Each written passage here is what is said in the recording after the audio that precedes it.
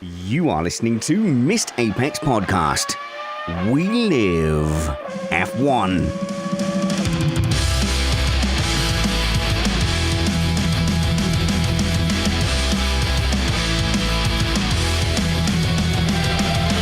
Welcome to Missed Apex Podcast. I'm your host, Richard Reddy, but my friends call me Spanners, so let's be friends. Welcome to part 2 of our season review. Yes, I know the season's been over for some time, but we're being leisurely. We're taking our time. There is no rush. Last week we were massively ambitious, thinking we'd get through half the grid, and we barely got through 3 teams. So this week we're aiming for 3 teams to review, and may God have mercy on our bandwidth. This week we tackle the runners-up Mercedes, and we're going to tackle the team who were probably the most media present over the season. They had their eyes on the top 3. We're going to zone in on Aston Martin, and we'll also talk about the blur of disappointment that is Haas F1. But let me tell you first, we are, because of you, an independent podcast produced in the podcasting shed with the kind permission of our better halves. We aim to bring you a race review before your Monday morning commute. We might be wrong, but we're first.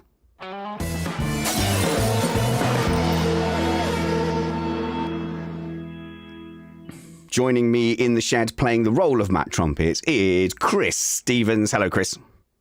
Hello, Spanners. Yes, a British Matt Trumpets for this weekend. Terrifying prospect. Yeah, an all-British panel for the first time in ages. Yeah, we'll show those Americans, how dare they come in with a passionate love of our sport and vastly increase the audience and grow our community. I mean, frankly, they shouldn't have more than one race. I mean, that's just being greedy. There's loads of them. I think, do you know what? We do need to pander to the American market. I think they should have 8 races, Chris. Can I just say, that was a joke. Right, For yeah. anybody, any doubt out there, that was a joke. Okay, because when I'm looking at the calendar next May and looking at an American Missed Apex karting event, it's actually quite hard to pin down on our listenership. Yes, there's lots of Americans, but they're so spread out. Why can't they all agree and just live in one bit instead of spreading out all over the place? It needs to be more like Canada, where like 100% of the population only live in 10% of the landmass. Yeah, so if you could sort that, America, but if you want a little bit of a teaser, think Miami area and time, and think about whether you want to come go-karting with us. We're also joined by Antonia Rankin. Hello, Antonia. Hi. Yeah, I can't figure out whether all this winter break nonsense is a blessing or a curse, because of course it's given me time to meet up with my friends, enjoy my hobbies, but I've realized I don't really want any new friends and I don't really want any new hobbies. Yeah. Wait till you get to 43 and you've probably got about 2 friends, and that's enough. And if anyone comes in even remotely suggesting that they make plans, you have to have a robust system of avoiding plans. So you're too young right now, but I will teach you how to avoid ever making a plan whilst looking reasonably social. I'll bear that in mind, because you're 10 years into that phase now since you were 43. So, you must be in pretty good exercise of that. Don't give away my real age. I only go by my media age of 34, which is roughly the age of our next panelist, Scott Tuffey. How's it going, Scott? Do you know what? I used to like you until you just assumed my age. How dare you? Well, I was going to say this is quite a young, dynamic crew, but you're well over 30, so you're letting the rest of us down. I'm 32, and yes, for those who have the pleasure of watching this stream live, I know I don't look it, guys. I know. So looking forward to reviewing these teams for what has been a very, very long season. It certainly has felt that way. Let's make sure that our race review isn't long, but only goes our traditional 60 minutes. We've never yet exceeded an hour, and that's something to be proud of. So we are going to start with Haas. Now, this was the hardest one to actually research and look into, Chris, because when you said to me Haas for 2023, nothing really leaped into my head. Maybe the odd qualifying performance from Nico Hülkenberg, but that's about it.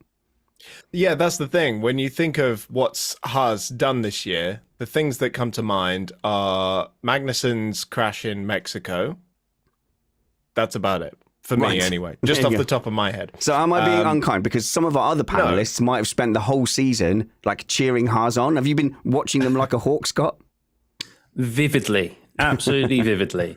I was actually not excited, but I was looking forward to seeing how Hulkenberg would get on coming back into the team. And to be fair, I thought it was... Actually, I'm going to take that back. I was kind of a little bit negative on him coming back. I thought, maybe they should have gone for someone who's a little bit younger. We've got some good up-and-coming drivers. Yeah. But then I quickly flipped on that because he started putting in some great performances in qualifying. But then that's kind of as big the amount of praise that I could give them this year, because when it came to the race, they just always fell back down the grid to kind of where they belonged. Wow. Yeah. Do you know what? You're not far off the mark there. And I do agree with your change of heart about Hulkenberg, because they tried the young driver route, didn't they? With Nikita and with Mick with a few other drivers. They tried the pay driver route. Okay, fine. They tried that, but even Mick wasn't delivering the goods. Wait, hang on. Whoa.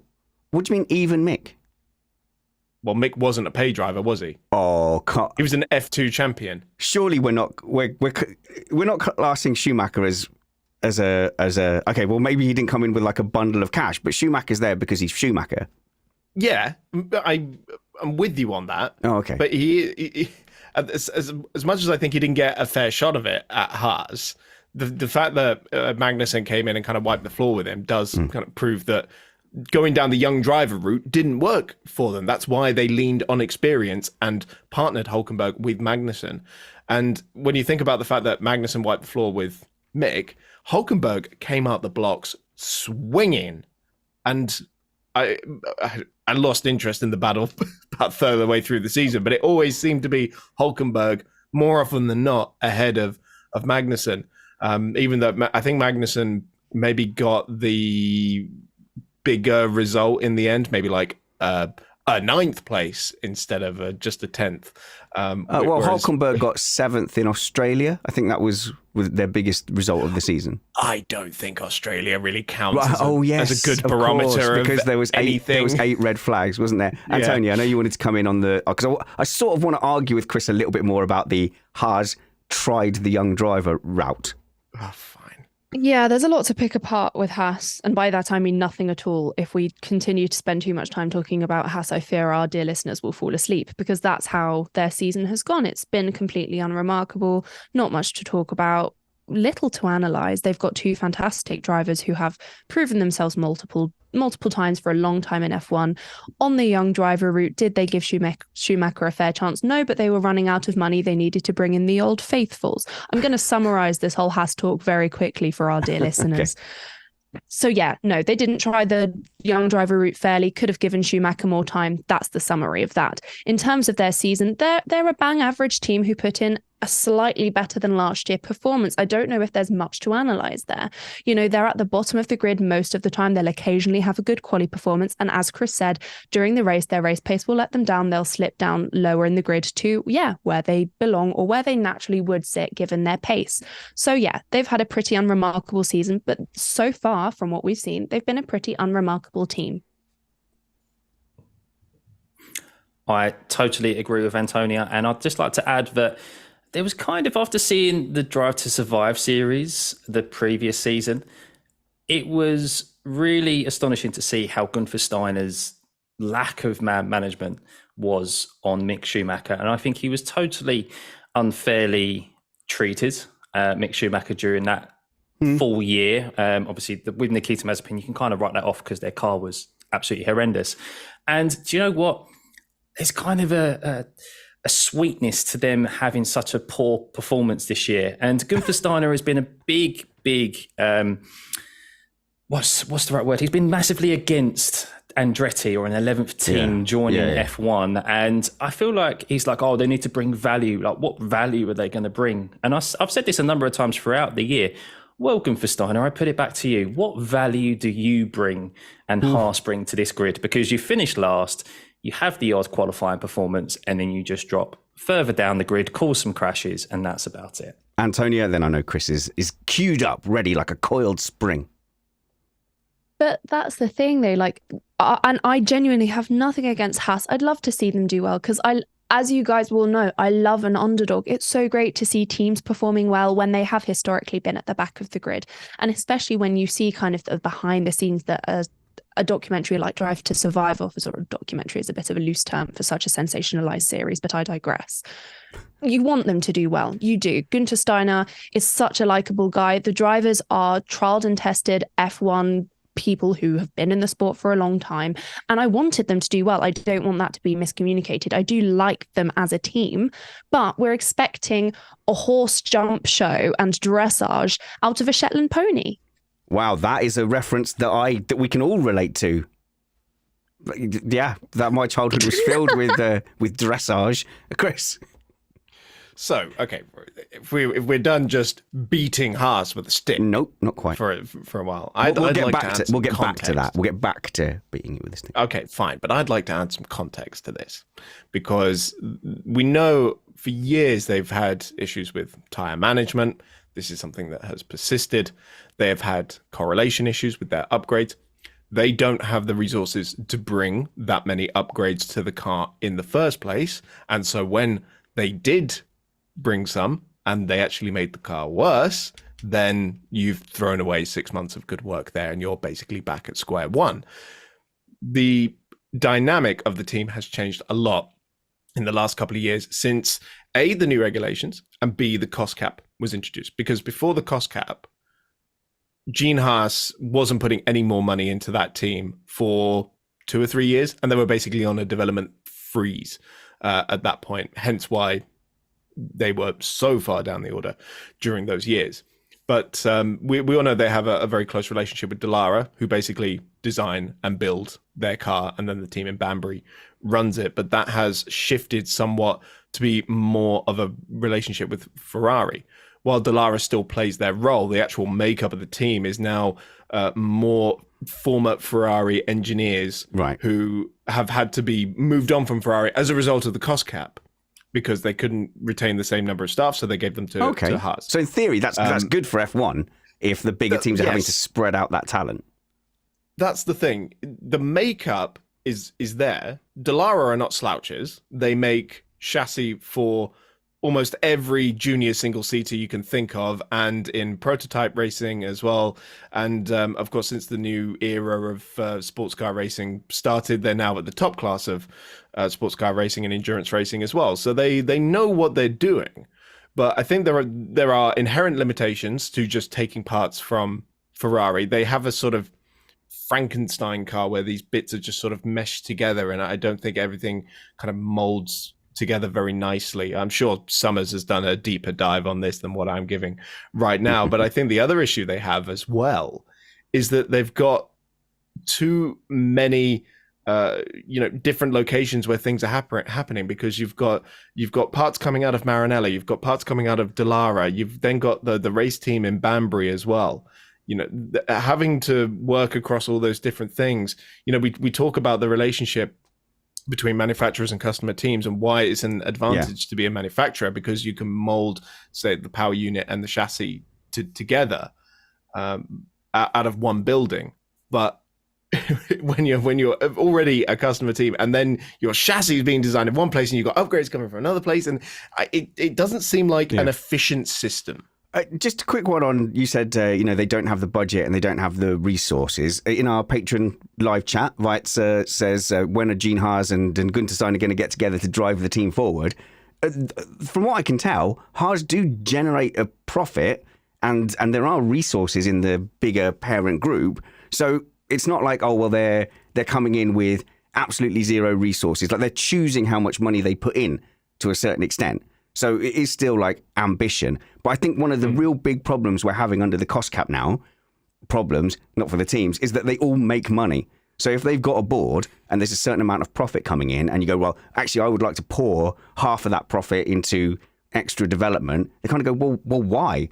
Where's that going to get you in the championship? Like, you really have to go, right, make a big leap up to third to make that prize money worthwhile. So what you've got is you've got a back end of the grid where they can be profitable, not doing anything. Like, I could read you through Haas's points total on most weekends. The vast majority of their weekends have been pointless. You've got Australia, 6 points, and then it's just a bunch of zeros with the odd one. It's one of the worst performances from a team in the last sort of 12 years. Antonia, sorry, you were trying to get in, then Scott.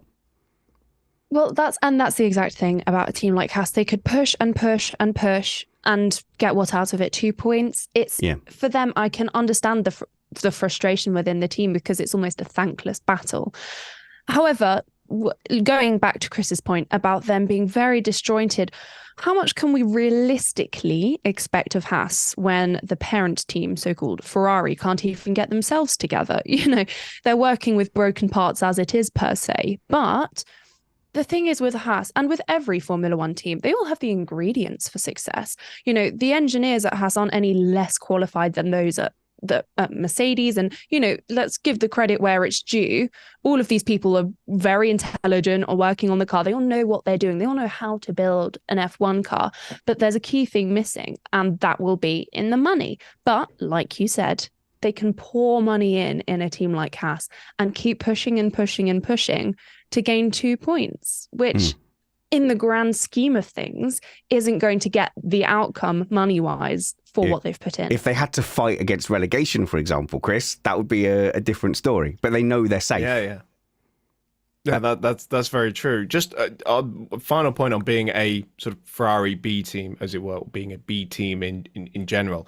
It is a knife edge because when Haas first came in, they were a great midfield team. They were coming out of the blocks really, really well, to the point where the other teams complained about their team model, about the fact that they were a Ferrari B team. And they said, this is not fair on the other midfield teams, and we want to change the regulations about it. And little things have changed about it in terms of the number of parts that can be shared between teams or can be bought from other teams, for example. But just to give you the other end of that as well, look at AlphaTauri this year, where Red Bull has had one of the best Formula One cars ever produced, and AlphaTauri, for the majority of the year, was skulking it at the back end with Haas. Yeah. I just wanted to add on to that in regards to the money, maybe that's why their qualifying performances and why they focused on qualifying so much is that they was able to get some airtime for their sponsors. They quite probably recognised earlier on that they had a car that could get into Q3 over a single lap pace, but when it came to a race distance, similar performance to Ferrari, they struggled with their tyre management. Of course, they're not anywhere near as quick as Ferrari as well, because they're not obviously getting that engine. They're not creating that engine. It's coming from Ferrari. So it's kind of second hand in essence. And it's able to get them some airtime for their sponsors. And the thing is, I think there's something, as you say, Spanners, a bit dodgy maybe with how much is actually being put into the team, because there was a lot of talk that when MoneyGram came in as a title sponsor or the main sponsor for the car, that was going to allow them to operate at the top of the cost cap. But I think what we're seeing in this cost cap era now, and it's very pertinent with Mercedes, is that if teams are very quickly realizing that they have made an error in the direction of their development or their concept, they kind of have to go back to the drawing board and write the season off. They have to make that conscious decision of, do we continue down this development path and stick to it and stick to our guns, or do we go back to the drawing board and just start working on next season and use this season as another test year? For Haas, that's really bad for them, because they just had that the previous year, or that year with Nikita Mazepin and Mick Schumacher. They was hoping they were going to make massive strides in this new ground effect era. And so far, it hasn't worked out for them, because their parent company, in an essence, Ferrari, has also struggled. Well, exactly. I actually specifically remember a few years ago asking my dad, like, you know, there's some teams that just go out all weekend, they get no points, no nothing. It's almost, there's no reason for them to be out there. Why do they even bother? Why don't they just save their money? And it's for the sponsor. And of course, in the cost cap era, especially where these teams are so dependent on their sponsorships, that's why we're still seeing them go out and do it, because obviously the cars need to have a run out, the drivers need to have a run out. But it almost feels like just taking the dog for a walk for these teams. Exactly like Scott said, Haas have tapped out before.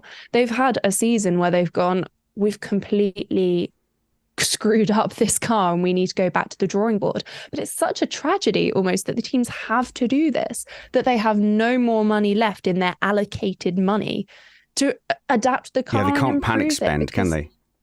But it's such a shame that they can't. You know, they can't go for a Boxing Day, Black Friday, whatever shop because the car story is not out. And we've seen it with Mercedes with their zero side pods idea. They kind of had to go back to the drawing board and be like, well, what do we actually have the ability to do? Because our first idea hasn't worked out. We need to completely reconceptualize the car. And we don't really have the money to do so. And it's robbing us of potentially really great comeback stories. Okay, so whilst it might seem like we're being quite negative, like this is the bottom of the table team at the moment. So, to put that into context, last year that was Williams on 8 points, Haas this year 12 points. And so no one was shy about talking about that being a disaster for Williams. Haas's season is on the same scale as Williams last season. And I think our expectations for Haas hadn't quite disappeared at the beginning of this season, Chris. So they came in with optimism. And like you said, this partnership with Ferrari, this racing legacy, so with Gene Haas. And I think that's actually even ruined some of the perception for Andretti coming in, because everyone looks at Andretti and goes, well, why wouldn't that be another Haas? Yeah, well, there's a number of reasons, Spanners. I will give them to you in full at some point. But the trend for Haas, just kind of wrap things up on them really, is that they've started the season quite well, especially over the last few years, give or take the development freeze era that they had. Okay, well, 2021, they got 0 points in the season. So, I mean... Yeah, exactly. So just ignore that. So apart from the seasons where they didn't score any points, so you want me to ignore the season before that where they only got 3 points? Spanners, stop being deliberately facetious, okay? In the early stages and then in the last couple of years as well, they've come out the blocks quite well. But it's the development that they really do struggle with. And if you look, they only got overtaken by AlphaTauri in the last sort of couple of races of the season when they had a big development spike. Sure. So had a couple of things gone a different way, we could well be having this conversation about AlphaTauri, for example. So I would expect next season that trend to continue a little bit, unless they're able to A, sort out the tire wear issues, B, provide good, consistent, and actually working upgrades to the car. I want to know really how long has Gunther Steiner got at Haas? Because I think you could arguably say now that they've got a experience and a good driver partnership, that if you give them a good car, they'd be able to score points on the regular, maybe even give them a high-performing car, fight for points. But Gunther Steiner, I know people love him as this sweary character because of Drive to Survive, but from what I've seen, he's poor at man management. The team has gone backwards.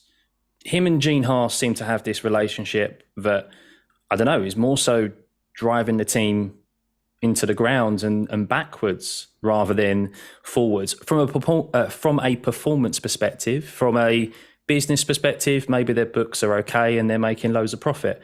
But I think from a performance perspective, I don't think Haas are going to get any better under Gunther Steiner. And how long is he going to last there for? I think this is actually a really interesting conversation to have, because I myself bat between different opinions on this. I can't decide whether Gunther Steiner is fantastic or whether he's kind of time to go, because he does what Haas need, which is bring people to support the team. People like Gunther, and it makes people want to pay attention to Haas, which ordinarily is, like we've all been saying, a bottom of the table team who no one would really ordinarily pay attention to. And his management style, when on a good day, is fantastic. He motivates the drivers and he supports them.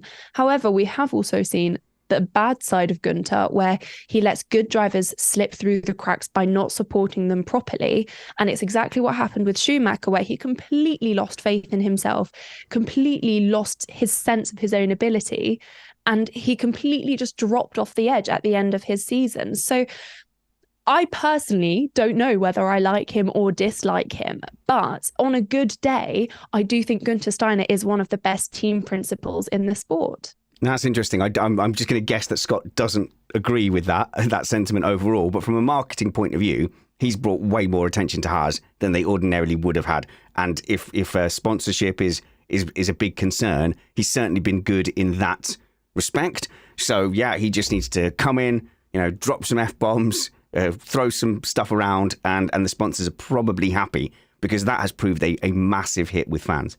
But when I was looking at the drivers, it's really hard to pick those two apart because they've had so little to work with. And when a team is struggling this much, it's so hard to put anything at the feet of the drivers. So really, all you can do is point to some results and go, well, actually, Hulkenberg has come in, and I thought Magnussen might gap him a little bit, but that hasn't happened. If anything, Hulkenberg's looked like the stronger qualifier, and he's got the most results. Obviously, that Australia result is quite a heavy points thing. I think so. That gave them something like that's half their total points for the season. But it's really hard to pick between them when you go through the race performances. They're usually within a couple of places of each other, and I think they've kind of been ahead of each other, or had bad luck, or had DNFs as much as the other. There's not a lot you can point to, Antonia, to go, right, this driver's head and shoulders above the other. Yeah, I think they are both, in their own ways, drivers with a lot of merit. And like I've said, both with quite a lot of experience in an F1 car. And generally speaking, driving in all sorts of racing competitive formats. I mean, Magnussen's got a fair amount of experience in rally cars. He's generally very, very good in the more challenging conditions that separate good drivers from great drivers. I've spoken about this before. Magnussen in the wet is actually a pretty reliable, pretty good driver, aside from, I can't remember which race he had a stinker. But both drivers are genuinely very good drivers, and that's why I think Haas do have a lot of potential to do very well if they have the car there, if they sort out their issues with the coherability of the team, with the tyre degradation. I mean, I don't think coherability is a word, but I'm going to pretend it is. Okay.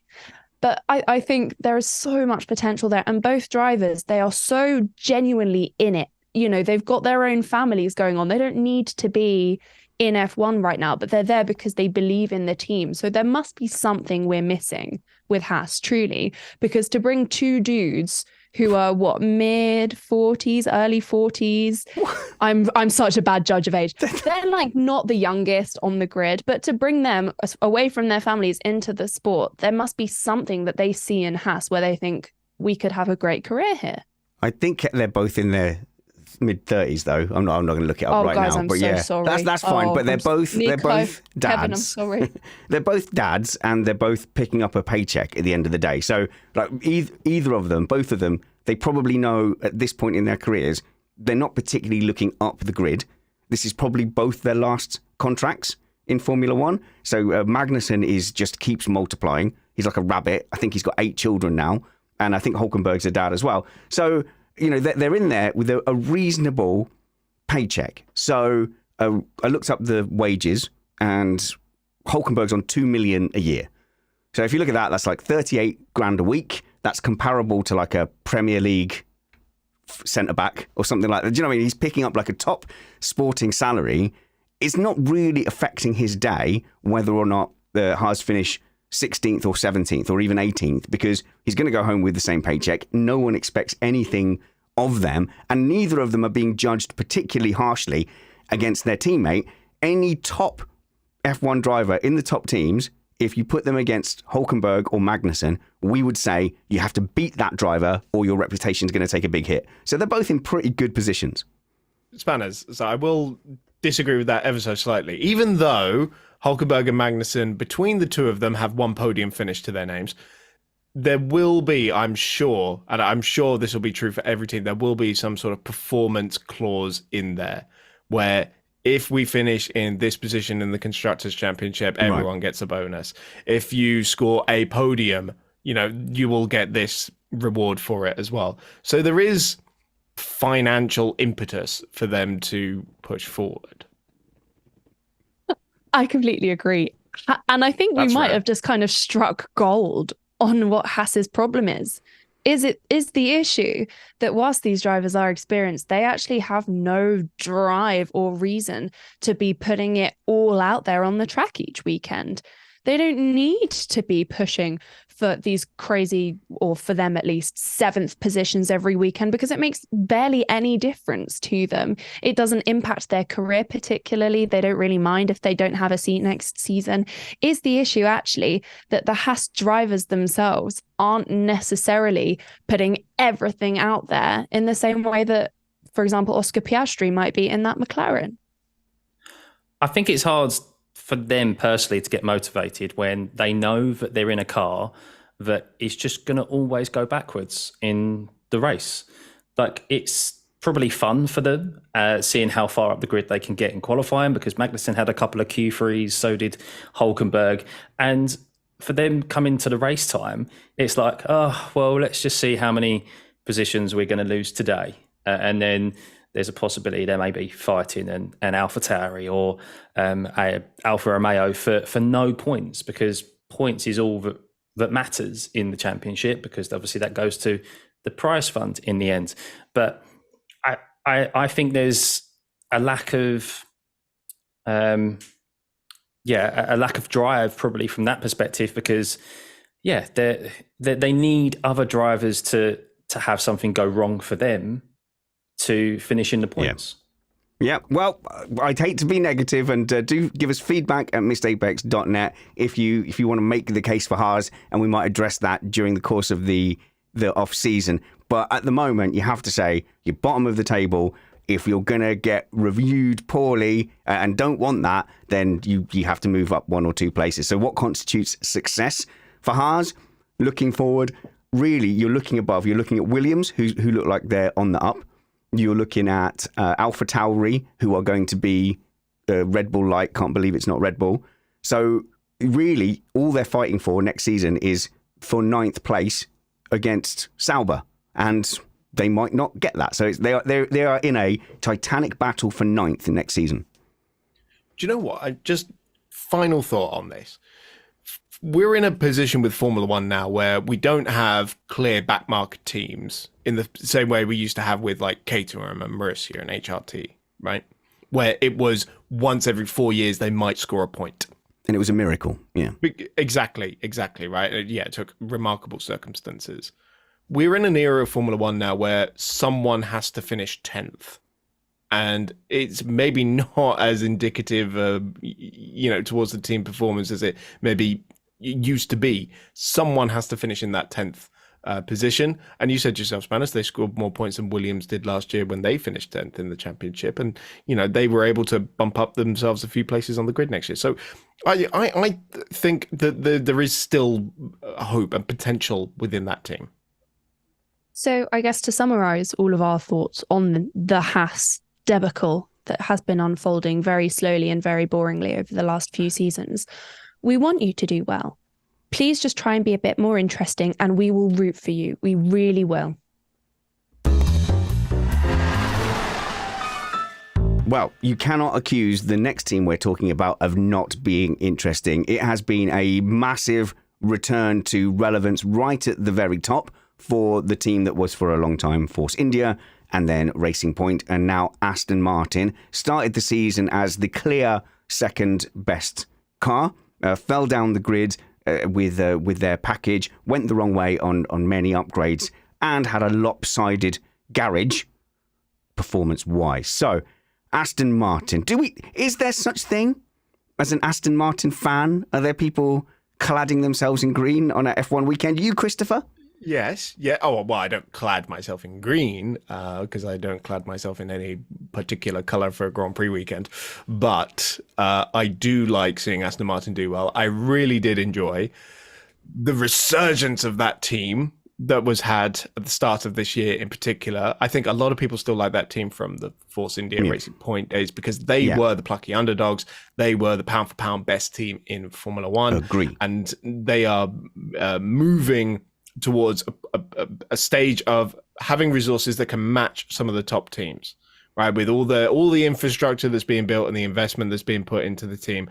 And when they came out the blocks at the start of this year with the second best car and challenging Mercedes and challenging Ferrari and occasionally giving Red Bull something to think about as well, the way in which they did it as well. I think a lot of people liked it to see Fernando Alonso working as hard as he did in Bahrain to make passes, because he didn't just, we talked about it in Formula One now, overtaking is just wait, press button, free overtake, right? That's not what Fernando did in Bahrain. No, he did a great one, didn't he? He tried absolutely everything. He was doing classic up and unders, changing lines, proper actual racecraft, and he displayed that again in Brazil as well. These are like standout moments from the season, right? And these are the ones that people remember. And I think that's given a lot of good attention to the team.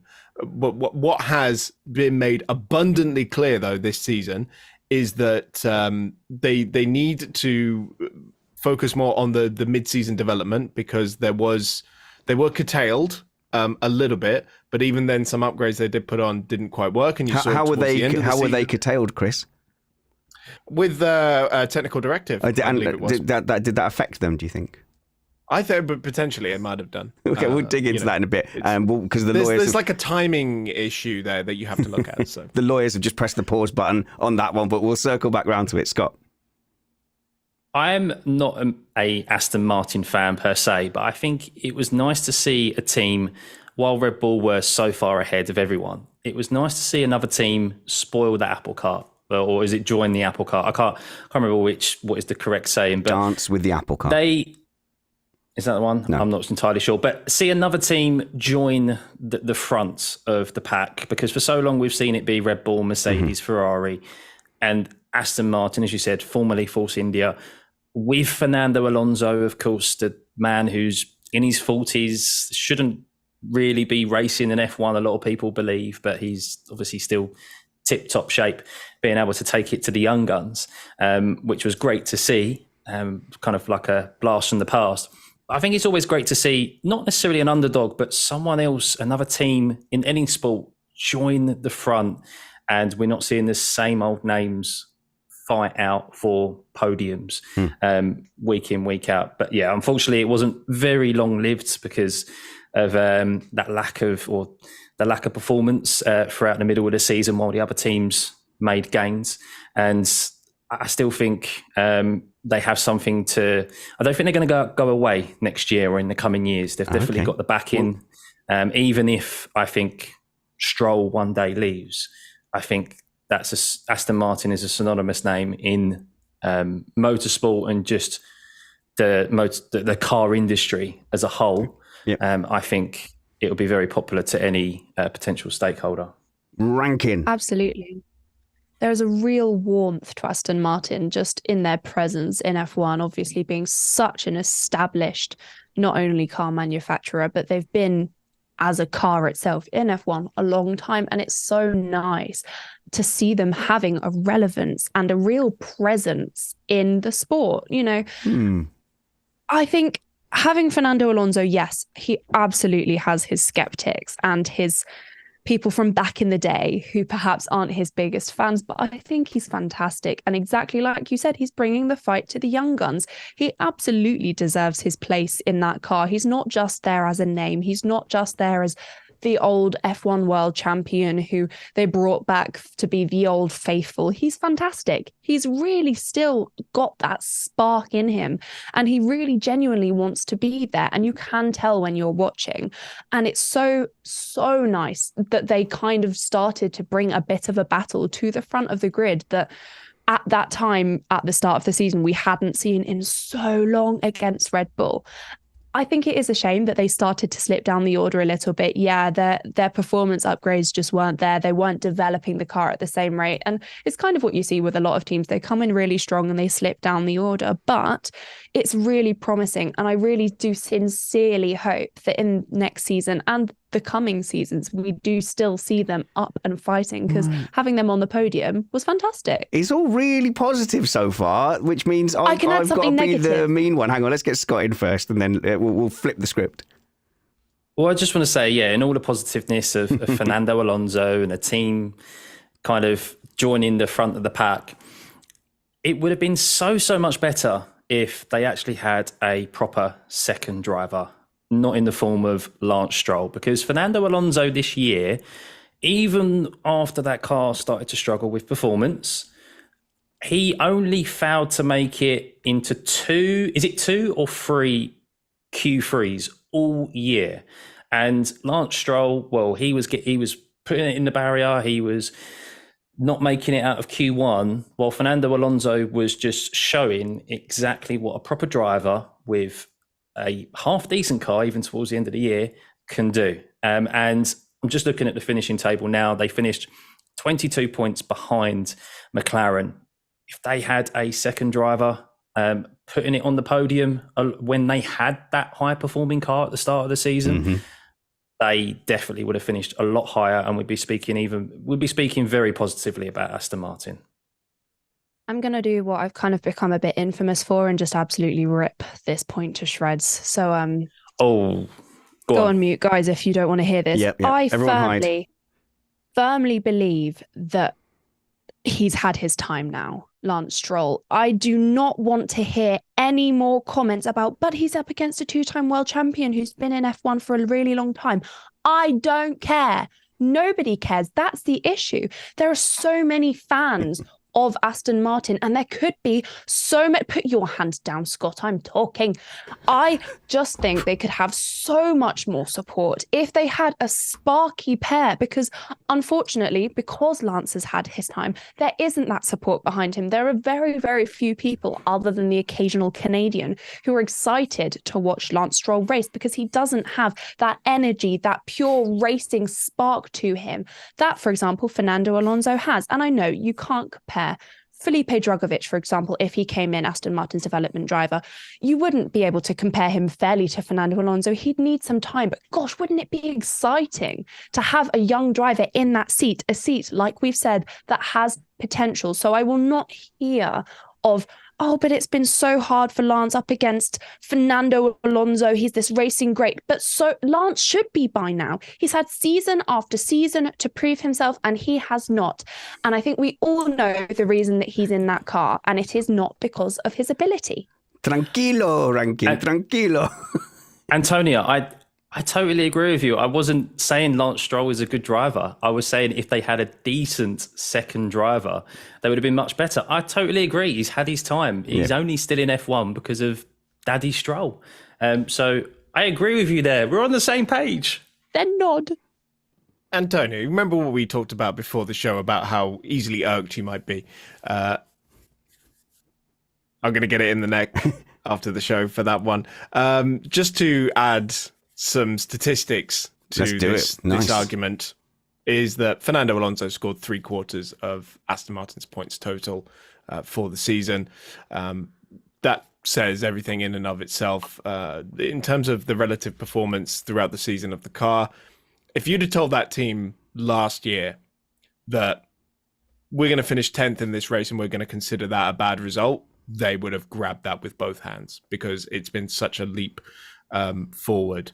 And when the car did fall away, that's when we did see some odd performances between the drivers start to creep in, because oddly enough, Lance Stroll was kind of at his best when he'd just broken his hands and ankles or whatever he broke. Wrists. A week before the season started.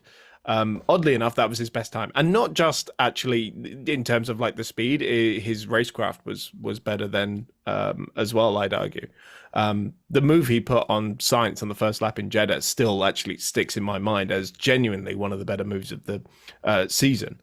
But that's a very rare moment for Lance. It happens once a season, maybe.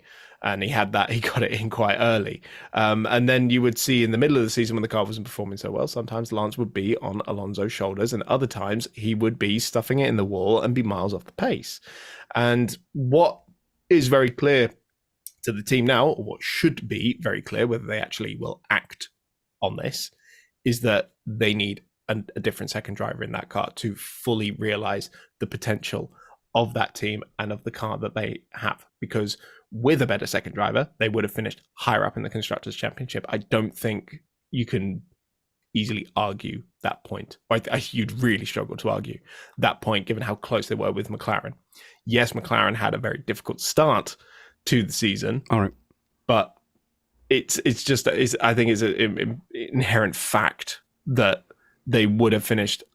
Potentially even in the top three of the. No, they could have They could have finished second if Lance Stroll had matched the points of Fernando Alonso. They would have finished second. But he's got to finish behind him. Even if he's matching him, he'll finish behind him. And, I think second might be a bit Chris? ambitious. Do you know what, Chris? It's not preposterous that Lance Stroll might beat his teammate from time to time. Like, he's so far... Yeah, he's so far off. Yeah, it is. But he's so He far got that off. pole that one time. Yeah. Remember that? And this is what happens. So he gets a few good results, and like every now and then when, almost by statistical chance, a result will pop up. But like Logan Sargent and Latifi and all these other paid drivers, the second they get a somewhat decent result, like Sargent was getting praise for that point when he finished behind Albon. So basically everyone was celebrating the least far away from his teammate he'd been all season. And the bar for that success is so much lower that was treated like a victory. The bar for Stroll's success isn't consistently doing well. He's never, ever judged on consistently doing well. He's judged by that one qualifying or a sprint race where the result is okay. But it hasn't been spectacular. So you could point to earlier in his career and say, well, he nicked a podium or two. That kind of thing hasn't been happening, has it? That's a podium car this season, and he hasn't been anywhere near it. So let's be completely honest. Lance Stroll is nowhere near a top-level driver. He's an out-and-out paid driver. So when you talk about his performance, it is purely in the context of his dad literally bought him an F1 team. Scott? Totally agree. And Chris made a great point that he performed best at the start of the year after his injury. And I think if you look at his performances throughout the year, his best performances have been when he's not under pressure. When he's not under pressure and he has very low expectations, he performs best. When the pressure is getting to him, when there was through the middle of the year when he was crashing and there was a lot of media pressure on top of him, a lot of comparisons, rightly so, between him and Alonso, he was losing it, losing his head. He was being very horrible, aggressive to his own. He's aggressive, being aggressive in interviews, being very short, with interviewers. Obviously, the incident with the tantrum in the garage with his coach, performance coach. All of these happen because the pressure is building up on top of him. And then what we saw, in my opinion, was a concerted effort at the towards the end of the season to completely sway the public's opinion of him. There was a PR drive in regards to, or PR tactic to try and change the perception of Lance Stroll, because he started getting all the upgrades before Fernando Alonso, which arguably when your dad owns a team is going to happen. He was still getting outperformed by Alonso, but then Alonso conveniently had to retire a few races in a row because of engine and floor issues. And he ended up sneaking into the points because of some DNFs and because of some disqualifications and stuff. And then all of a sudden, everyone's like, look at this PR drive. Lance Stroll's now scored in the points. It's not how he scored those points. But throughout the whole season, and the same will be next year as well, if he's put under any sort of pressure, he will fold. And some guys just have it or they don't. Yeah, you're right about that PR campaign. There was a concerted push to kind of let's save the tenability and the plausibility of Lance Stroll still being a Formula One driver. So he crashed at Singapore and a poor Mike Crack had to get wheeled out to say, well, that crash into the barrier, that shows how committed he is. That shows how great he is. And yeah, so the PR around Lance Stroll is insane. But what would you expect from, the son of the team owner, Antonia? The drivers are under pressure. Oh, does he not do very well under pressure? You're one of 20 in the world. Get used to it. Yep. You're one of 20 in the whole world who get to drive these cars at this level. Yeah, you're under pressure. Get used to it and perform. He's been in the sport long enough now. I will not hear of, maybe we just need to put less pressure on him. He's not 7. Antonia will have no truck with it. He's not a 15-year-old about to sit his GCSEs, but he's got really pushy parents. He's a fully grown man in an incredibly demanding environment. So if the issue is that he's cracking under pressure, find a driver who doesn't. Chris, if we get that invite to Aston Martin hospitality, I'm going to let you be my +1 instead of Antonia. I think it's just safer that way, Okay. then yeah. But I will say for my career, I really respect Lance Stroll as a driver. I think And a he's had a human. great career leading up to this. I No like one Aston ever Martin as a talks team. about his charity work. You know, why aren't we focusing on that, you know, Chris? Well, look, just to twist the knife a little bit more, I can't wait for us to do that 2023 without Red Bull Right, yeah. look-in that we talked about, because I think that highlights even more how far off Fernando that Lance Stroll actually is. Yeah, no, it's definitely worse than it ended up looking statistically. But without Red Bull in there is an argument to say that one of the championship trophies could have gone to Aston Martin. Well, I don't want to spoil it. Okay, I don't want to spoil it. But they're up there. They're up there. Let's just say, even in this scenario where there's no Red Bull, right? The hypothetical that we've started, even in that, Lance still does not pick up many podiums. Okay, so I think I've spent enough time talking about the Lance Stroll situation. Let's talk about the car itself. From an engineering point of view, why did they drop off so dramatically? Is there something inherent about the way they go about their off-season development which front loads the performance to the start of the season? Because although they had some flashes towards the end of the season, they weren't back to where they were. They didn't come back to be the clear second fastest car. And with all the will in the world, they have been pinged for copying other car designs. So it's much, much easier to copy a car design at the start of the season than it is to copy one mid-season and have you copy someone's development. That's much harder. So is there an inherent issue where they're taking inspiration from other car designs, which I think is smart, but then that handicaps them in their development? I think there is a more of a balance, certainly what they're aiming for, because we have seen that team in the past when it was Force India and a bit more strapped for cash, that they brought in a completely new car halfway through the like a B chassis, a B spec chassis, sorry, like midway through the season.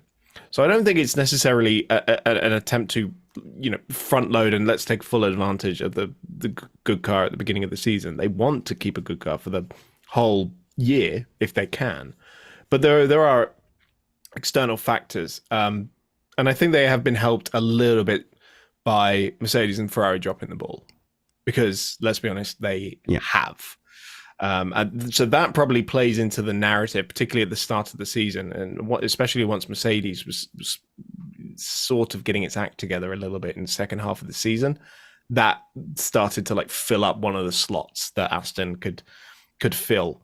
And the reason for the return of form, or getting closer to that start of season form towards the end of the year, was that they were taking parts off the car that they had put in throughout the year. So I think there is a bit of work to be done there. The fact that I think this year, 2024 will be the first full year of their new the factory and the production and everything, which is quite a huge landmark for them, that the fact that it opened midway through this season. So I would expect a more consistent challenge from them next year.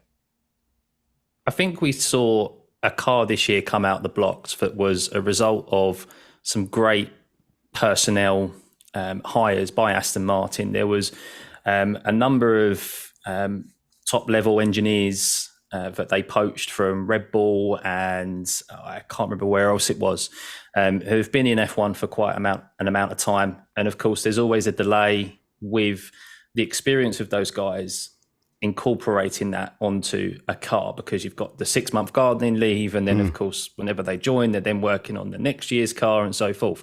And I think we saw that, and Chris is rightfully so, that we saw them fighting so far up the grid because Ferrari and Mercedes dropped the ball compared to Red Bull this year. And then as a development game happened throughout the year, Mercedes and Ferrari started to get their act together and get quicker. McLaren, of course, included within that. And Aston Martin were, before the questionable technical directive, even before that, they were starting to slip back in performance. McLaren were consistently beating them or looking quicker than them. So were Ferrari, so were Mercedes. And then I think the technical directive, obviously that rumour, was it the flexi wing or floor? I can't remember which one it was. Rumour has it, allegedly, being the key word here, is that it was while the rumours were, it's at Red Bull, it was allegedly directed predominantly at Aston Martin. So that, I think, really gave them a kick in the butt, or a kick in the stomach, sorry. And they was losing in the performance and the development game anyway. And they maybe directed focus elsewhere for the rest of the season. So if that is true, that there was a technical directive aimed at them, they're lucky then that it was later in the season. Because obviously, if they weren't able to take advantage of that early on, or it had been found earlier in the season, that would have taken some points away. But it is a phenomenal leap from where they came. I think the previous season they came 7th, which is why I was so skeptical about them being the second biggest car. And you're right, they did go into the Mercedes and Ferrari gap, if you like, Chris. But it's not a bad tactic from a midfield team to do what they've done. If you want to do something spectacular and something different with lesser resources or lesser history, or you've not had those years of recruitment to get up to a Mercedes level, you've got to put all your eggs in one particular basket. The sponsors certainly enjoyed knowing what life is like, what the air is like on the top of the mountain for a little while. So I don't blame them for that. The only downside is the expectation is now so high that if they don't turn up as the second best car or best car next season, everyone's going to be disappointed. But if they're consistently the 4th best car, for example, and they maintain that through the season, that would be a kind of almost better season than what they did this year. Chris? That's the thing. That strategy is not sustainable, I think. What it has done is it's drummed up a lot of hype about the team. Yeah. Which is a lot of people. It is great in every way, shape, or form, because they were actually delivering on track, which is great for media attention. It's great for sponsors. It's great to get more interest in the team. I know who Cognizant are. I don't know what they do yet, but I've heard that name a lot. It's burned into my brain. What I know is they are not like an Aston Martin Formula One car, because they don't wear helmets. Okay, they need to change the advert. There's an advert where Cognizant say, we're not like F1 drivers, we don't wear helmets. Exactly. Like that came out of an ad room at 1 a.m. It's not a good ad, change it, but I definitely know who they are, and I'll learn what they do. I'm going to do it now, in fact. Okay, you do that, Spanners. So the point is you have to build on that, right? And that requires a change of strategy. I think personally, anyway. So they need to make sure they stay there. Is the key thing now. Definitely, they need to concentrate on consistency next year. But how they still had to beat Ferrari and beat Mercedes and get within that group, even if it was for a few races throughout the year. I mean, how long have we been talking about Alpine potentially challenging Ferrari and Mercedes next year, or Red Bull, and launching themselves back up to where they have been in the past under obviously the guise of Renault? They haven't. So Aston Martin, even if it was for half a year, that's a massive improvement for them. And I'm sure there'll be massive lessons learnt. And yes, next year, totally agree. If they're the 4th fastest car consistently, outbeating McLaren and of course Alpine, who we always expect once again every year to improve, if they can create an engine that doesn't blow up every 5 laps. Oh, that's 2014 slander, Scott. That hasn't happened for a decade. That hasn't been the case. But yeah. How many DNFs did they have this year? Some. Ocon had quite a lot, didn't he? So, good thing Matt's not on this podcast. But they still did it. So it's a positive from them compared to where they were last year. Next year, of course, consistency. But fair play to them, and I'm looking forward, even with Lance Stroll in their team, to hopefully making gains. So I've only got one last thing really on Aston Martin, but I will tell you that if I ever need help modernising my technology and reimagining my processes and transforming my experiences to stay ahead in a fast-changing world, then I'm going straight to Cognizant. That is what I will do. I still don't know what they do as a It company. kind of sounds like Aston Martin should use their services. Yeah, well, they're future-ready AI, just like everything else on the internet at the moment. AI will solve everything. This is not sponsored. It's not, but I mean, again, I'm cheap, so just send me that gift basket, and I'll be like, oh, Cognizant AI, sick. And can Aston send us some Peronis as well? I don't. After what Rankin's been saying on here, no, I don't think it's going to No, happen. not for her. Obviously. After the long stroll slander. What did I do? Why don't I get Peronis? So, I mean, I could just run the podcast back if that's what you want me to do. I've got a replay button here, but we will sack Rankin for money as well. So we'll just put that out there. We're completely. Right, patrons in the Slack group, you better be jumping to. I can't see what you're saying right now because I've been logged out, but you better be jumping to my honor right now. All right, Yeah. Not even that much money, by the way. Spanners, because me and Chris were actually talking about this. We were saying we're just going to completely take over your show without you, and we'll do it better. So you'll get overthrown. Cognizant, if you're listening, babe, we're here. I was not part of this. You're not young enough, Scott. Very wise, Scott. Right. You were there. You were complicit. Right, that's it, Chris. Now I'm on Spanner's side. Spanners. Let's go. Internal Missed Apex war. Last point, right? And this isn't going to be popular. I am I am a Fernando Alonso supporter generally. I get wound up by him. I look at things he does, things he says, and I go, why am I a fan of Fernando Alonso? But I think I am. But everyone has been focusing on saying, look, he's 48 and he's still really, really good. There is one inescapable truth, which is that he was up against Ocon last season, and you would expect to be faster than Ocon. Glad Matt's not here. But this season, he's up against Lance Stroll. We don't actually know how good Fernando Alonso is up against a top driver. So there could have been even more potential in that car. Alonso has not been tested up against a Hamilton or a Verstappen or a Kobayashi at this age. Okay? Shut up. Kobayashi, he won an IndyCar race, I think, or a NASCAR race. He's good. He's great.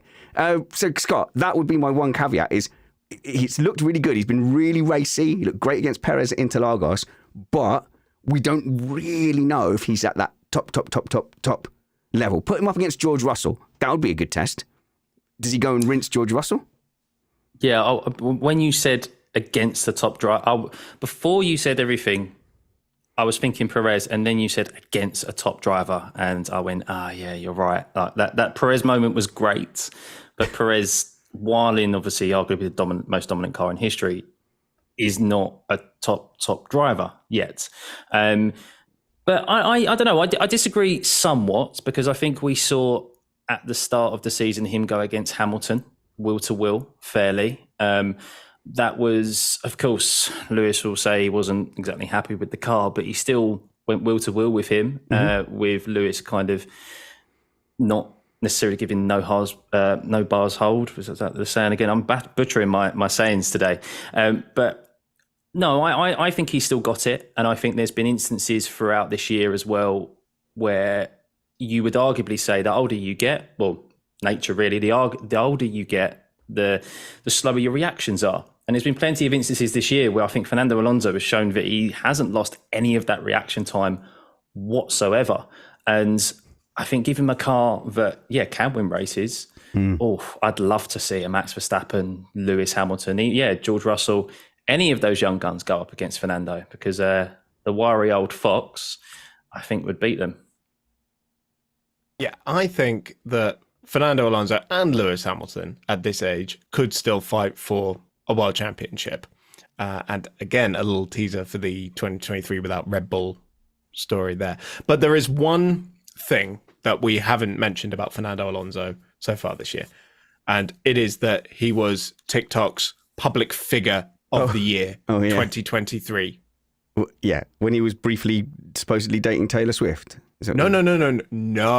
No, because this is some absolute genius marketing from Aston. And Spanish, I am a former / slightly still current marketer. Yeah. Right? What Aston has done with TikTok this year is just pure genius. It's a chef's kiss. All right. We might look into that, Chris. And while you're looking into Aston Martin on TikTok, join Missed Apex. How do you join people on TikTok? To follow them. Mr. Yeah. Apex F1 on TikTok. We've been pretty regularly posting clips on there, and they've proved reasonably, not zero people have seen them. We're also doing the YouTube Shorts. So go and search for Mr. Apex on those platforms. I know you've already seen the show, but if you like it, heart it, and re-TikTok it, then that will help, or make a comment, be like, oh, how handsome. Who is this Spanners guy? Just anything like that really, really helps. Do you know what? That's the most important thing. Comment. Leave a comment. Even if it's just great video or just an emoji, right? Yeah. Or even just tell us how much you hate us, because that helps us in the algorithm. Oh, don't do that. I'm not secure enough. Darn it. Darn it, Chris. You know I'm not. Okay. We're moving on to Mercedes, but before you do, let's just do a round of quick plugs here. Of course, we'd love it if you'd support us at patreon.com/MrApex. And if you're one of our patrons who's listening right now, can I just say thank you? Because normally we get a huge drop-off of Patreon support in the winter, and there's been hardly any dropping off. So I hope this doesn't serve as a reminder to people who are like, oh yeah, thanks, I was going to drop off over winter. But so far, people are supporting us fantastically. So we are more than able to keep pushing out content. And I had the time yesterday, on Friday, to have Joe Saywood come on and react to that whole FIA debacle. So if you want to give us time to keep doing this kind of thing, money does equal time. Patreon.com/MrApex. And Scott, you have been incredibly impressive with your TikTok, where you've put me off ever doing the Super Formula series on iRacing, but the way you dissect your racing experiences and crashes and go through and at the end of the race look at people's disasters, just the way it's all been done in the vertical video, you have become a maestro of TikTok, Scott. Oh, thank you, Spanners. Yeah, I do try. The shorts and TikTok, Instagram Reels are kind of all one and the same to me, to be honest, across all platforms. Yeah, I try and cut the highlights down, the funny moments. Unfortunately, there's a lot of crashes. I do a lot of sim racing, and you're so that's always why nearby. The crashes get views. What can I say? Lots of people do comment and go, all I ever see is this guy crashing. So, and I'm just like, well, yeah, pretty much. Yeah, so they are the fun bits. It's good fun, but no, I've thoroughly enjoyed the season as well on my YouTube channel, where I've been doing the F1 watch-alongs as well, kind of my own unfiltered opinions and alternative commentary that you would get, say, from Sky Sports. All right, still waiting for my invite. Well, you went on another watch-along. Oh, I did, didn't I? I went on Tomo's one. You're a traitor. But they've disbanded now, so there's room in my heart for the Stuffey watch-along. How can we find your TikTok, Scott? Because they are, even if you're not into sim racing, they're definitely worth checking out. Yep, on all platforms, guys, I am at Stuffey. And you spell it weird. It's my last name. It's telling me my last name's weird. Yep. Okay, cool. Moving on. We have another TikTok star on a grand scale, actually. Your growth isn't stopping, Antonia Rankin. And your recent TikToks, you seem to have made a sway into a much sort of warmer tone. And you're funny. They're fun videos. You sound so surprised. Yeah, no. Now that there's less tech to talk about, which it turns out people don't really care too much about, which is kind of sad because I love tech. But our Tech Time shows, I think they're some of the best produced shows with Matt and Summers, but they maybe get just over half the downloads of a normal news show. It's crazy.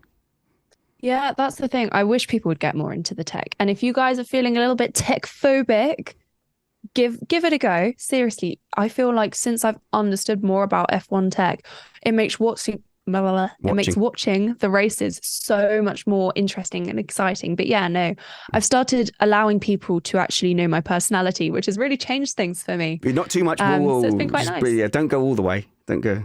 I would hold it back. Just get 20% is probably enough. But go and follow Antonia at Antonia F1 on TikTok. No. F1 Antonia. You do this F1 every Antonia, time. sorry. Every and on time. Twitter, Antonia J. Rankin. I remember that one. Follow Chris at Chris on Racing. Chris, you're not producing anything of note, but you are here sometimes. Well, I am making social media clips every now and again. Not for you, not with your face on it, for others, for money. Yeah. You're a corporate shill and no more. I do commentator cam. Ah, yes. Oh, yeah. The social. Oh, so you're on the TikTok and the Reels as well. So yes, at Chris on Racing everywhere. At Chris on Racing on anything you want to follow me on. Follow my commentary journey. I'm in the off season. I'm desperately trying to find work for next year. If you are a producer and you need a commentator, please hire me. No, I'm just kidding. But follow the commentary journey. Follow my weight loss journey. Follow my journey towards enlightenment and becoming a better person. You've gone too far. So follow Chris on Racing. He's also doing the TikToks. Not as good as the other two, but fine. Definitely not. Okay, Mercedes. Where I want to start with Mercedes is we'll start on we'll start from the badness and go forward. So the sticking to the zero pod concept was something of just a disaster. And the thing with this particular disaster is you could see it unfolding from testing. So even in the testing, you could see, well, you can't tell anything from the times, but clearly things weren't going well. No one was looking happy. There was the odd day where I think they got through a run plan and that was celebrated. But more and more you were hearing kind of anger coming from Toto Wolff. And you had Mike Elliott being pushed to the front to kind of explain, well, it's not going very well now, but we know what direction we're going to go in and we can definitely fix this. And obviously it wasn't fixed at all. Mike Elliott was treated respectfully in that he was kind of swapped roles. And then when the media attention was away from that, he then eventually left the organisation. But I think it's very clear to me, Chris, that they really put their eggs in the zero pod concept. And then when it didn't work in 2022, they must have blamed it on not being able to get the ride height. But they really were sure 2023, and you've got to think driven by one person, 2023, we're going to nail it. And it was immediately obvious that they hadn't nailed it, and everyone knew. So it's like every head in the Mercedes garage turned to one person and went, like, we told you so. And Lewis Hamilton all season has said, it's the concept sucks, can't wait till next season. So I think it feels clear what happened. Someone was like, I got this. You got to keep the faith with me. I got this, Chief. They watched too many movies maybe, but it just slapped them hard in the face. I don't know how many people had their faith in that concept, but the people who did had mega faith in this concept to try and carry it over for this year. The fact that they did do a complete concept shift in the middle of the season is indicative of the design's flaws, which of course was an immense amount of drag, and actually it wasn't producing the downforce numbers that they anticipated it to be. Because hang on. So quickly then, Chris, what was Zero Pod meant to do? Zero Pod was just a solution to a problem that is all, aerodynamics on an F1 car. But they just thought it was going to produce more downforce than a car with side pods. I'm sure there are better explanations about specifically how they would do this, but they thought it was going to produce them a lot of downforce. And it didn't end up being the case, and it came with a massive drawback of being exceptionally draggy. So it didn't work. And because we're in this cost cap era now where development funds are restricted, they can't just spend their way out of Well, yes, I know, problem. but it already didn't work in 2022. So I think it's the doubling down that will go down as a massive disaster in the end. Most definitely. I agree with that. And the fact as well that even though they've had the concept shift, right, but they haven't been able to execute the full shift, right, until they get to this year's car. So they're having to redesign a redesign and hopefully get it right third time round. Yeah, it's like they're remodeling clay that's already kind of dried out a little bit. They've gone with a concept that didn't work and doubled down on it. And unsurprisingly, it has continued not to work.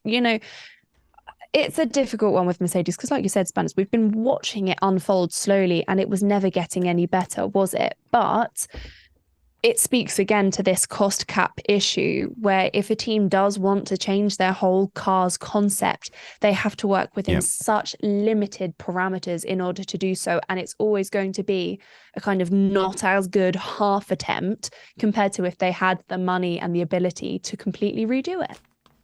Yeah, so they can't tear it up and start again, but they were all sort of so desperate to try and salvage something from the season. So when you look at, right, they had a platform that was never going to get them the championship, yet they were still striving to improve and trying to use that car as a test bed for 2024. It shows to me a little bit that team, finishing second in the championship, is still a good team. So somebody said to me, someone in the Slack group, sorry, I missed it, is this the same as the McLaren 2013 slide towards oblivion? I don't think so. It does seem like they just got one major thing wrong. So Chris, then Scott. Yeah, no, I do think they'll still be able to fight up towards the front of the field. I mean, I think expecting a Red Bull challenge straight out of the blocks would be a little bit ambitious, but certainly closer should be a realistic expectation. It's funny, they have been found out now in some other ways. I know we've talked about this over the last couple of years because since they haven't had a proper championship winning or even championship dominating car at times, there have been cracks in the armor that have been revealed a little bit in terms of other aspects. But sure. the way they address it, and then they're still going on to finish second in the championship is a frankly a remarkable achievement, and I think it speaks volumes about not only the performance of the team but also the drivers. And I know that George has had a difficult year, to say the least.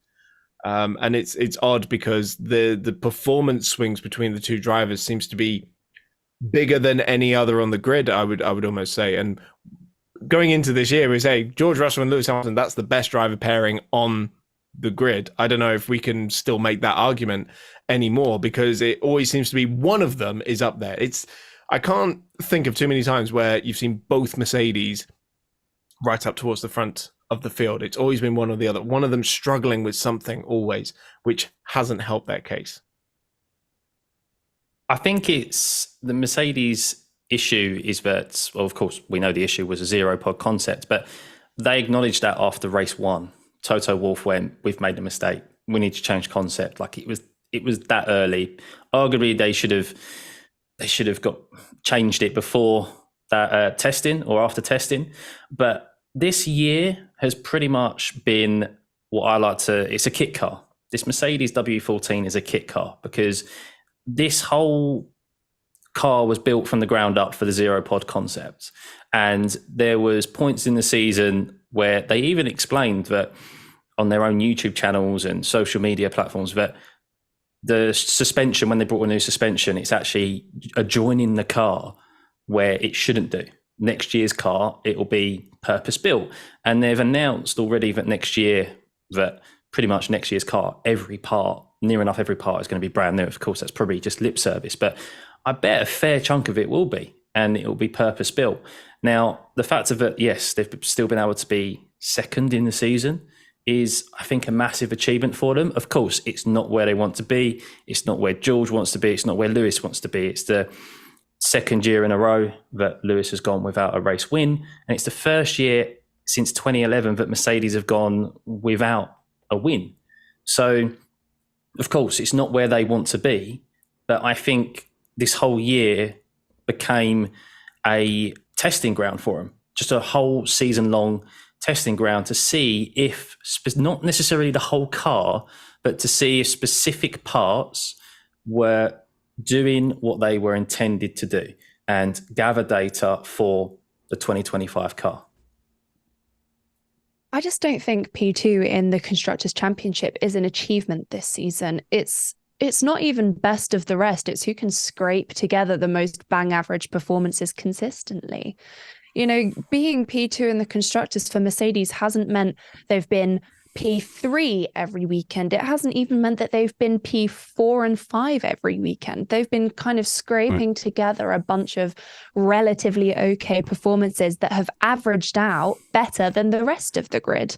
Them being P2 in the championship is absolutely not something they should be celebrating. And to be honest, I'm glad they're not. It only came down to the wire at the last race because all of the other teams have had such inconsistent seasons that the fact that Mercedes were finally able to just about scrape a P2 was like, okay. I think there's some fairness there. So, for example, had McLaren come out with their second concept first, you know, had they not gone awry, McLaren would probably be the clear second as well. Easily. Had Aston Martin not allegedly been found to have been doing something different, outside of the alleged regulations, then they could have been consistently second place. So there is something to be said that this year in particular, no team has kind of driven forward and claimed that second place. So Mercedes have almost kind of defaulted it. So it could have looked a lot worse. I'm just trying to look to the team and go, right, okay, if forgiving them for the concept, if you like, they still seem to have developed well. But operationally, things like deliberately doing slower pit stops. Like we always complained about the slow pit stops, and Toto Wolff said, yeah. That's what we'd rather do consistent pit stops than go for the very fast pit stops. I think that was quite a surprise. But as Chris said, that is a symptom of having margin, up front. So in 2014, 2015, 2016, a 3-second stop was not going to hurt them. Whereas now, obviously, now they're losing positions. If they're in a fight, Hamilton can't rely on staying ahead or avoiding an undercut or getting an undercut from those pit stops. Yeah, Red Bull have raised the bar. They've just totally raised the bar, because I don't think Mercedes in any year they was dominant were as faultless with their pit stops, with their strategy, the operational side of things, as Red Bull have been this year and arguably last year as well. And Mercedes need to look at what Red Bull have been able to achieve, especially with them fighting for Ferrari and Aston Martin this year in some close podium battles. That if they had the ruthlessness and of Red Bull with how quick they are with their strategy and with their pit stops, then they would have comfortably have achieved a lot more podiums and a lot more, probably potentially a couple of race wins as well, especially COTA. Circuit of the Americas is the one that comes to mind, where Lewis could have and should have won that race because of some slow pit stops and arguably dilly-dallying on strategy.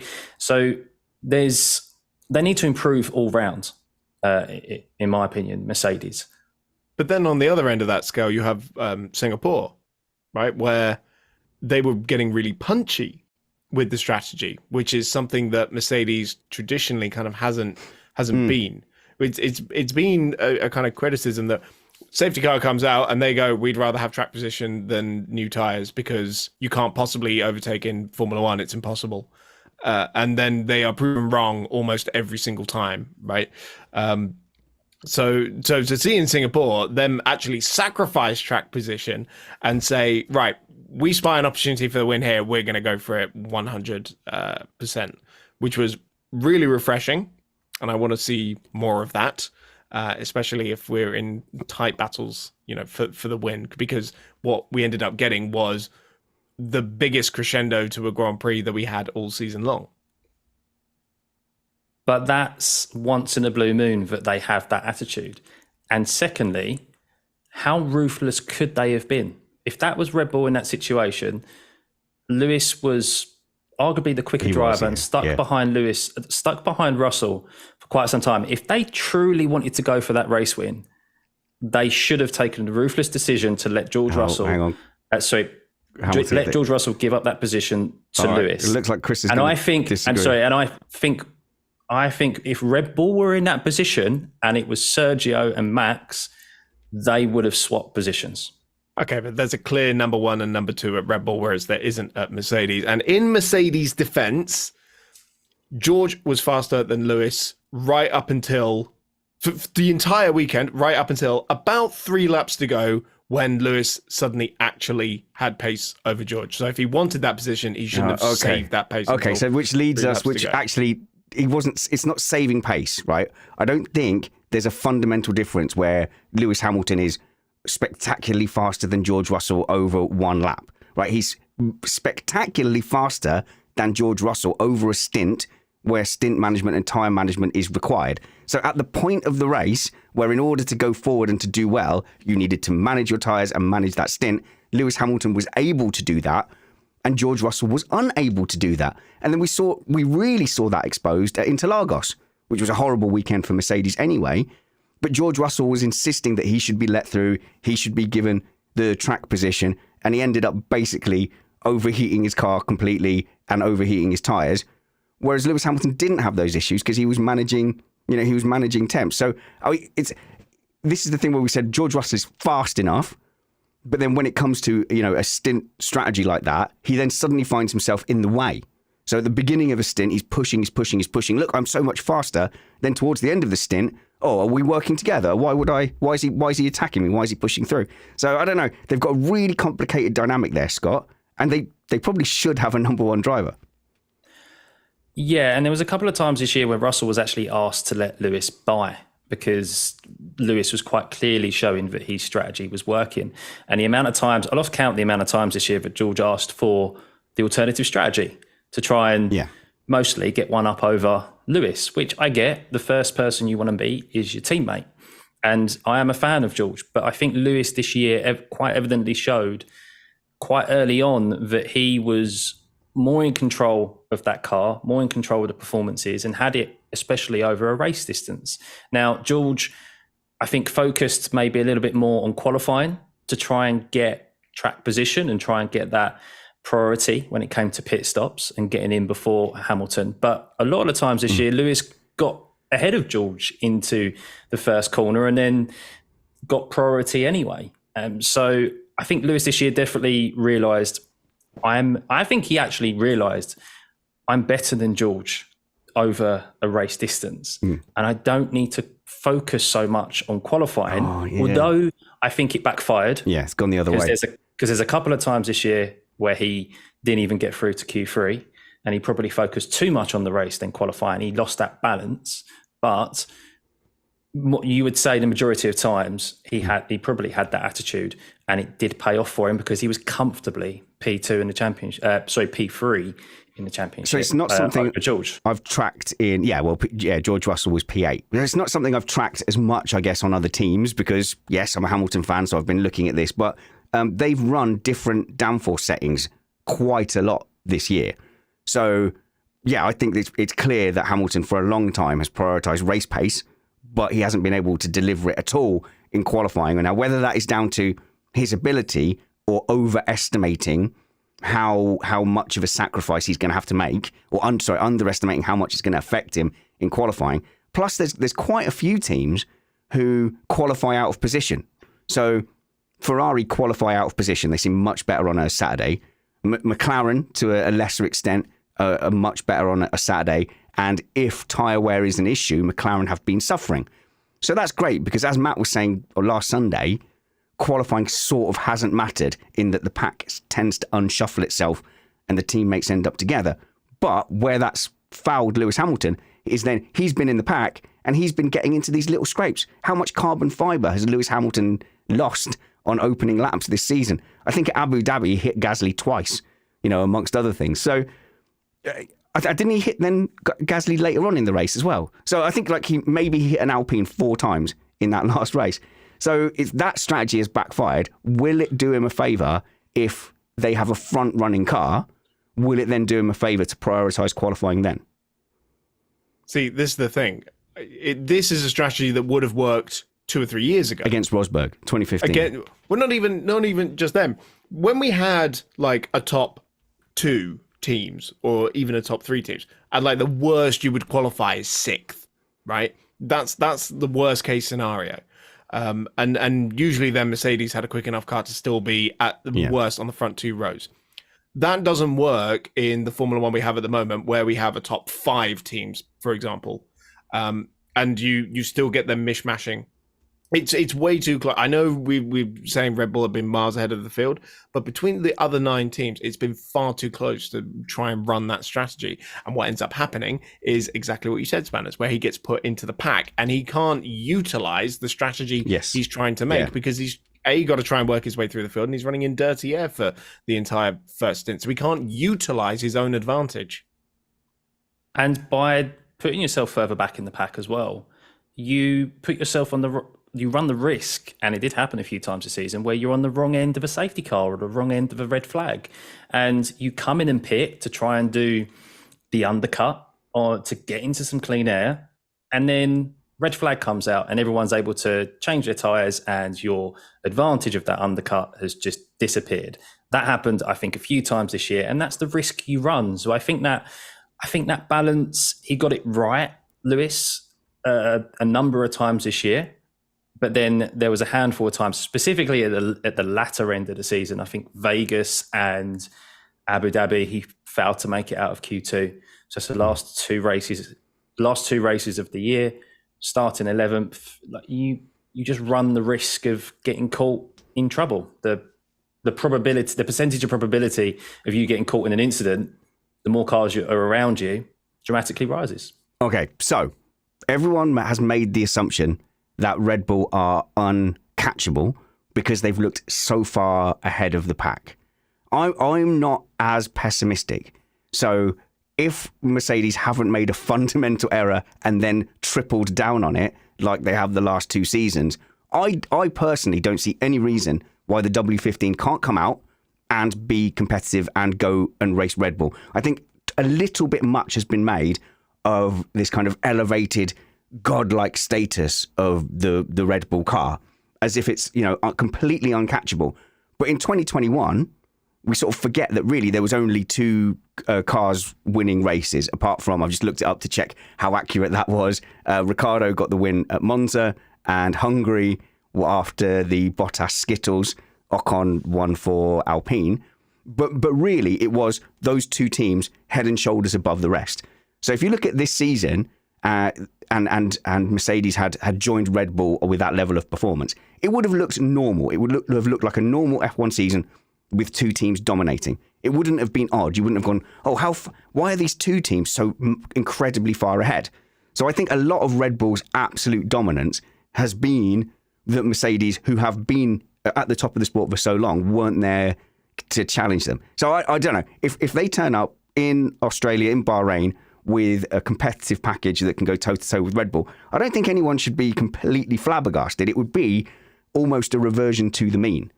So the Mercedes average position is at the top. So unless this is a 2013 Mercedes McLaren-style slide, I'm actually pretty optimistic for some competition next season. Am I a fool? Am I an optimistic fool? Am I a sweet summer child? Probably. However, I do think it's not just fans who've made the mistake of assuming that Red Bull are undefeatable, it's the teams. We've said it at a few of our race reviews over the course of the season, but a lot of the reason why some of the races have been, unfortunately, this season quite boring, on surface level at least, is because the drivers have realised Max Verstappen is behind them and gone, that's not my problem. My race isn't with him. And they basically let him through with very little fight. And that's why we've seen so many races where Max has started lower down the grid and just by lap 6, he's back up in P3 because the drivers and the teams just go, don't waste your tyres. Don't waste heating up your car too much. Let him by. They assume that their battle isn't with Red Bull. And Red Bull, even within the paddock, have created this whole air of being untouchable and undefeatable that we almost need the new season to come in where drivers and teams can go, we've got a shot at this, because they've lost faith in themselves. So Maria's putting a downer on it, and that's good. I was looking for someone to kind of oppose it a little bit, saying that have Mercedes lost 2 years of development? Well, actually, my sort of theory is they've had to sharpen their development skills because they've been desperately scrambling around. I suppose if they wanted some hope with Red Bull, they would hope that Red Bull are making the same mistake everyone else is, which is also assuming that they are going to be dominant, and that I'm sure they're not going to be complacent, but they probably think, well, we've made an improvement from this car for the 2024 car. That's probably going to be enough. And you don't know if it is until you get to pre-season testing. And, you get a scenario where you had Brawn. Oh, I've not seen the new Brawn documentary yet.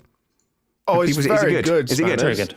Oh, it's good. Terribly good. Is it terribly good? Oh, is it? Okay. So, but I remember, the stories, before this documentary were when they went out in testing, they did one incredible run where they suddenly realised how good a car that they had, and they were like, bring it in, because we don't want anyone to know. So, I don't know. So, I think 2024, it's a whole new season. Let's not be pessimistic until there's something to be pessimistic about. In other words, let's all relax into some blind hope that there can be a competitive 2024 for Formula One. All right, so lay it on the line then. We all have a fan stake in this fight. Can George Russell come back next season and stake a claim at Mercedes as the number one driver? I feel like reputation-wise and career-wise, it's a real make or break season for George Russell because he's looked like the number two driver this season. PR-wise, he hasn't really come across that well on team radio and some of the stuff on track. So is there a way back for him to stamp dominance in Mercedes? Stuffy. No. Oh, Chris. Go on, Chris. Okay, right. Well, the thing is, maybe Scott, you were going to make this same point, but I think the issue is that for Mercedes, of all teams, to declare a number one driver, you would have to be like 2 seconds a lap faster than them. I think that's more the conceptual issue here. It's just that it's not in Mercedes' nature. Well, they never admitted it with number Bottas, two and Bottas driver. was clearly the number two in all but. But that was usually ended up prioritizing the driver who was leading the championship. But then there were occasions where Bottas was allowed to have the have his moment. That makes it sound. But even when Lewis was fighting for the championship with Seb, do you remember in Hungary when Bottas led him through, let him try and have a go at the Ferraris, couldn't do it, so he let Valtteri back through. Yeah, maybe that was more of a Lewis decision than a team decision. But I think George has got the potential to start matching Lewis. We've seen he has been able to beat him on occasion this year. I think with a better car, it will reduce those big sways in performance that I was alluding to earlier. I don't know what stuff he's chatting. I don't know what he's talking about. Hang on. I 100% think George Russell can come in and have an absolute screamer of a season. He's a great driver. He's got it in him. I think it's so difficult to know the true potential of a driver when the car isn't there. Like we were saying with Haas, the car isn't there. You can't blame the drivers for that. With Fernando Alonso, the car hasn't really been there. I really, really think that George Russell has so much potential, and he's realised a lot of his potential, how he maximised that Williams, how he can turn around a pretty shocking day and still get a good result. If you guys remember one of his, if not his first ever run in the Mercedes in Bahrain, the alternate where it circuit, was like, he got like 3 punctures, and it was only by the final one that he actually slipped down the order. He has such a fighting mindset, and I think as a driver in a team that isn't at the top at the moment, that is the exact mentality you need to be able to come in after a horrible season and still perform exceptionally. So I think if anyone can do it, it will be George. I don't think those gulfs between his performance and Lewis's, to be honest, are as bad as everyone's making out. I don't know. I think they are. I think he's quite far off. Scott, do you know what? There is an argument for this though, and it is because again how close the field is. Let's say last year or the year before that, you were 2/10 off your teammate. That could be 1 place or 2 places. Certainly this year, if you're 2/10 off, that's 5 or 6 places at some races. I actually think Russell's really up against it because Toto Wolff wants Lewis Hamilton to win the 8th championship. I think there's going to be so few excuses needed for them to favour Lewis Hamilton next season. Tell you what, Stuffy, if Carlos Sainz decides to leave F1 to go and be a hair model and next season and he gets offered the Ferrari 2024 drive, if I'm George Russell's manager, I say, yeah, go, because you've got a better chance of looking good against Leclerc than you have against Hamilton. The worst thing for George Russell was 2021. Lewis not winning the 8th world title, because he would be the number 1 driver at Mercedes right now. I was fortunate enough to have a tour of the Mercedes factory back in April. I know, just dropping that in. But I spoke to a number of the Mercedes employees there, and the whole vibe around there is they want to get Lewis that 8th world title. They so love him there. He's been there for over 10 years now. He's got 7 world titles, 6 of them with Mercedes. Like, that's his team. And it would take, yes, George could become the number 1 driver if Hamilton was unlucky enough to have some DNFs and he was out of the championship fight and it was between George and another. That's the only scenario where George would become the number 1. I think unconscious bias, or actually probably conscious bias, even though they won't admit it, Lewis is still that number 1 driver. But they will give the image to the outsider that George and Lewis are treated fairly, and they probably possibly do at the start of a season. But I think once Lewis gets that 8th, he would be out of he would be out of F1.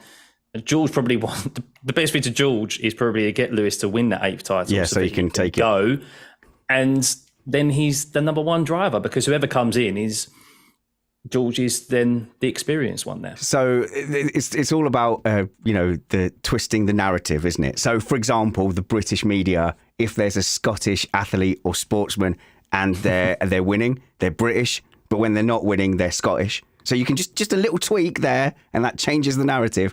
So I think if Russell is ahead in the championship early on, they'll say, there's no team orders. We favour both drivers here.